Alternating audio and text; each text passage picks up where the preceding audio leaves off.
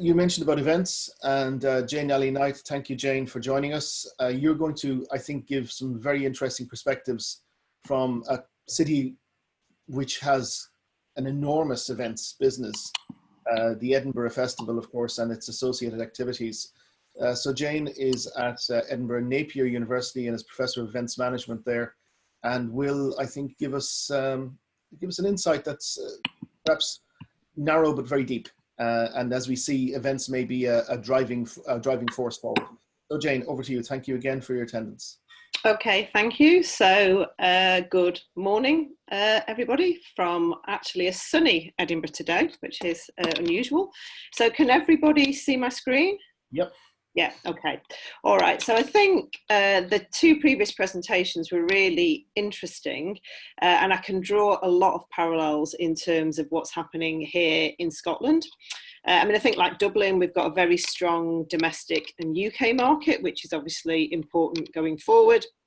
We're also seeing conflict in terms of like Australia within the different countries within the UK. I mean, Scotland's approach has been very cautious. We're still in quite strict lockdown conditions till tomorrow. And again, our industry bodies are really leading the recovery going forward. And I think because of the devolved nature of our government, we have got very close links to, for example, our tourism minister. And I think they're finally realising the value of tourism to Scotland, which is great.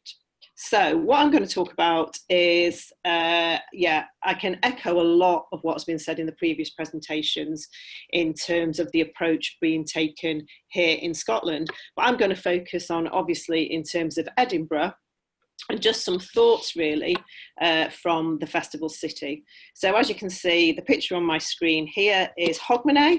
So this is probably one of the last big events we held here in Edinburgh. That was our New Year's Eve celebration. And I suppose even now there's doubts over whether we'll be able to do that in that format this 2020 New Year, because as you can see, we've got thousands of people congregating in a public space, which I think is going to change going forward.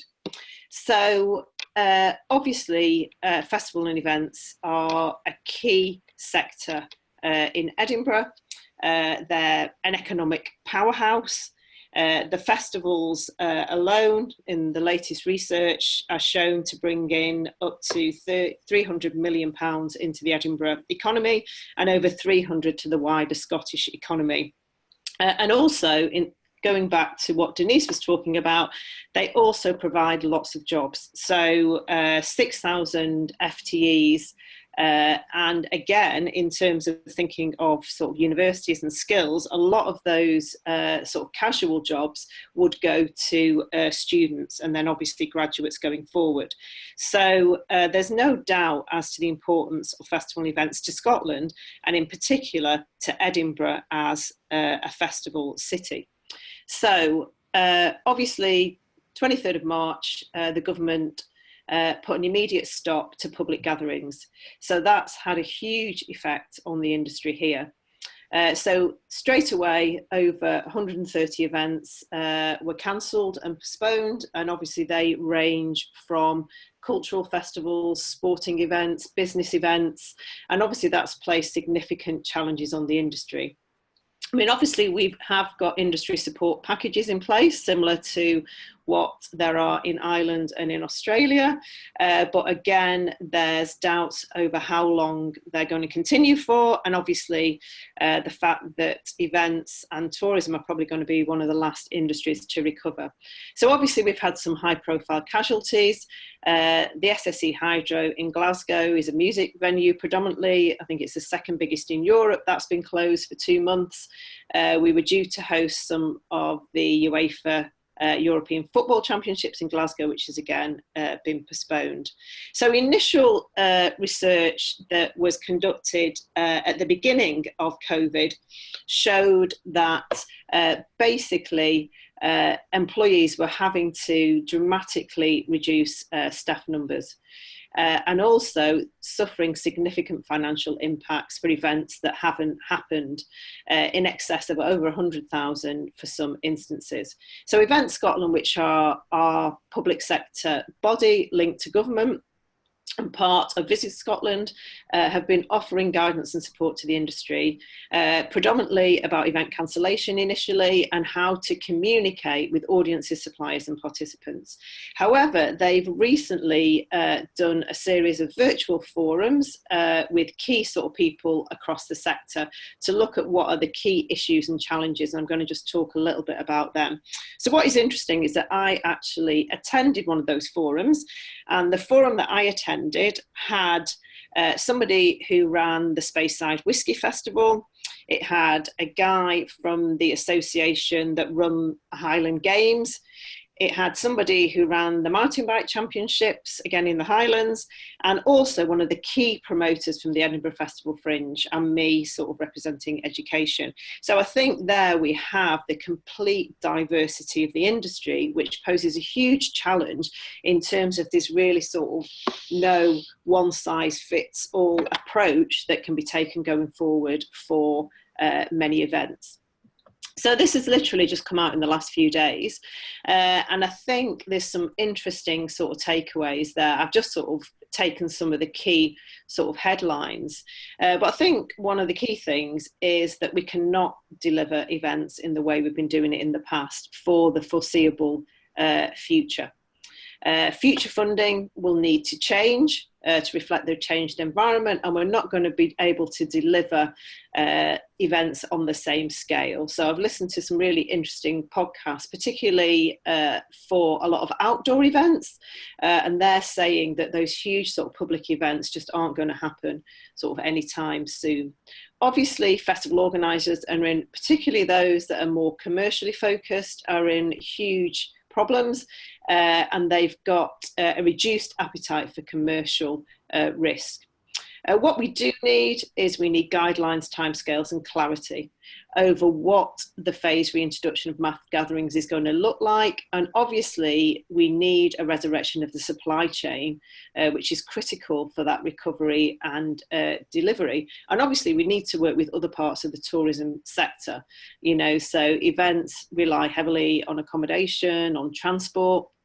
So all these sectors need to be speaking to each other. Lots of events are having huge cash flow problems. Insurance going forward, as you can see there, is increasing by 700%. So there's a lobbying government at the moment to try and support and underwrite that. Denise talked about workforce. So yeah, we do obviously need an expert workforce to restart the sector, but at the moment, the majority of people I know working in events are furloughed, and there's lots of discussion of redundancy and events sort of being cancelled and never happening again going forward. Again, yeah, need for clear and consistent health and safety advance and a coordinated industry voice. And I think we're quite lucky in Scotland that we're doing that at the moment. And also, yeah, the importance of research. So I've literally just got some funding for a research project with Edinburgh University, where we're going to be working with some sort of data scientists and data analysts and crowd modelers, looking at what events would look like if we have to actually deliver them under social restrictions, social distancing restrictions going forward. So going back to Edinburgh then, so these are our key 11 festivals. Obviously there are many, many festival events that happen in Edinburgh, but in terms of Festivals Edinburgh, these are the 11 key festivals that happen every year. And as you can see, the ones that have been hit are obviously our summer festivals. And also, I think the Science Festival was just about to start when we went into COVID. So really, the only festival, we haven't had any of the Edinburgh festivals this year so far, and I think it's unlikely that any of them will happen.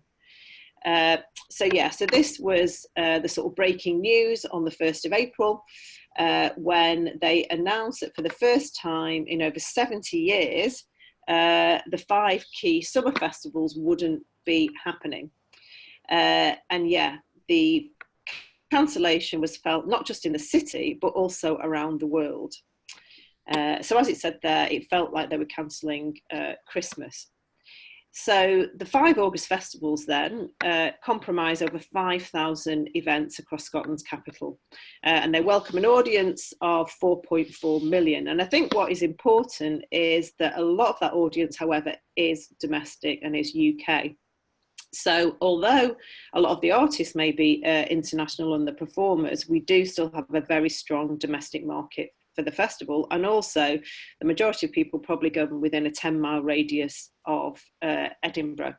And there's some quotes there from some of the festival directors, which basically shows that the reason for cancelling was obviously prioritising safety again, in terms of safety of the audiences, the artists, and also those working to combat coronavirus. So a question obviously has been raised in terms of how will those festivals innovate, develop and ultimately survive in a post-COVID world. So this was an interesting article that came out a few weeks after the announcement, where Fergus Linehan, who's the director of the Edinburgh International Festival, which is our sort of traditional high arts festival, although Fergus has really changed that festival in terms of making it much more accessible, inclusive and contemporary. And he said a really interesting thing, that he said it's time, which I suppose has been controversial and contentious, it's time to end the never-ending growth and reconnect with the people of Edinburgh. And I think that goes not just to the international festival, but across the whole sort of festival events and tourism sector, and links back to what Denise and Brent were both saying in terms of sustainability. So we need to deliver more sustainable festivals, and not sustainable just in terms of the economy, but also sustainable in terms of the local community and also the cultural, social impacts of the festivals, and also the financial model itself will need to be more sustainable. So I think that was a really sort of interesting article that made people really start to think, how can we deliver going forward? Then what I've looked at is I've looked at obviously some of the positives and the negatives, and I think I've done a few sort of media things, and one of the key things I keep saying is that what this has shown is there's been a lot of negative press about the festivals in the last couple of years in terms of they're too big, obviously their environmental impacts, the lack of connection with the local community. But I think the one thing that will come out of this is the realisation of the value of festivals in terms of what they bring, not just to a destination, whether that's economic, but also to the fabric of society. You know, that within society, there is a desire to meet and come together and share practice and ideology, and festivals are a key way of doing this. However, you know, there are many, many festivals. I think there's over 1,000 music festivals that happen every year in the UK. I mean, that's obviously too many. And what will people need to do to survive, and what support can they be given? I think we're going to see, and this is obviously happening, today is a good example of this, there's a move to more digital and virtual events. Some really interesting things been happening in terms of live streaming. I mean, yeah, it's obviously not the same, but I think there's been some really innovative events being shown online, and obviously I think this will continue even when we are allowed to meet together as well. I've talked before about funding, and I think this is key. You know, particularly those big public events, they're going to need more realistic funding patterns. And also, going back to what Fergus was discussing, we need more innovative festival delivery models. And also we need a different imagining of the festival space and how we use that space. And I suppose that's what the project I'm working at the moment is looking at. So obviously, you know, it's not all good news. And as we've said, festival events will be one of the last to recover because of the nature of their delivery and the issues around crowded space, and obviously the social distancing requirements. Many cancelled festivals will never return. Probably the last time we saw this was 2012, when we had it was the year of the Olympics, and we also had a really wet summer, and lots of events were cancelled then because of weather, and a lot of those never returned. So also, as I've said earlier, the impact of major events has been under growing scrutiny amid concerns over rising tourism numbers, crowd congestions, and the commercialisation of public space. So I think that debate is going to continue, and hopefully we're going to get some good ideas going forward of how we can deliver more sustainable events that link closer to the local community. So I'm just going to end with a picture of Edinburgh. So this, for those of you who visited, is the Royal Mile, sort of in festival time. So as you can see, many people on the street. And interestingly, I actually walked down the Royal Mile only a few days ago, and it was absolutely empty. There wasn't one single person walking down the road. And obviously at this time, we would be very, very busy. But however, festivals are important. They're a key part of our society. And I'd just like to end with this quote, which says, "Festivals influence people's idea of a city. At their best, they culminate in a festival moment, a powerful experience bringing together audience and festivals, performers and organisers." So I hope that in the not too distant future, we will be able to have some of those festival moments again. Thank you. Thank you very much indeed, Denise.